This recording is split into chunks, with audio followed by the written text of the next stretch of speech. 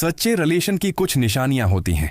जिस रिलेशन में हर चीज दो तरफा हो, सच हो, कुछ छिपाना ना पड़े, अल्फाज तौलकर ना बोलने पड़े, इज्जत दी जाए तो वैसी ही इज्जत वापस मिले, तो वो रिश्ता खालिस होता है। लेकिन जिस रिश्ते में आप ही सब कुछ देते जाएं, दूसरा अपनी मजबूरियां दिखाकर पैसे मांगे और वापस न करे, तो समझ लें आप इस्तेमाल हो रहे हैं। हाँ, अगर पैसे लेकर लौटा दे तो वो वादे का पाबंद है। जिस रिश्ते में दूसरा हर बात पर मसरूफ होने का बहाना बनाने लगे जबकि आपको उसकी रोटैन मालूम हो, तो जान लें इखलास खत्म हो रहा है और आप बोझ बनते जा रहे हैं। लेकिन अगर फारिग होकर तफसील से बात करे तो इखलास बाकी है।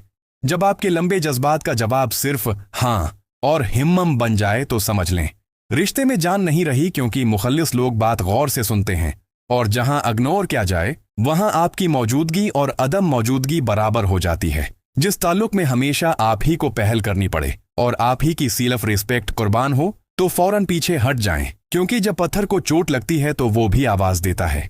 और आप तो जिंदा इंसान हैं। जिस रिश्ते में दूसरा आपकी कमजोरियों से खेले, खुद को माइंड गेमर समझे और आपकी दिखती रख जानकर वार करे, तो बेहतर है अपनी जात समेट कर अलग हो जाएं, क्योंकि कमजोरियों के साथ खेलना तजलील है।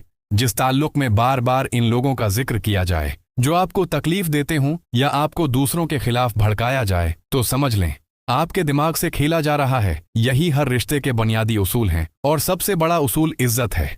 जहां माँ बहन की गाली दी जाए वहां मोहब्बत नहीं होती, वो सिर्फ टाइम पास होता है।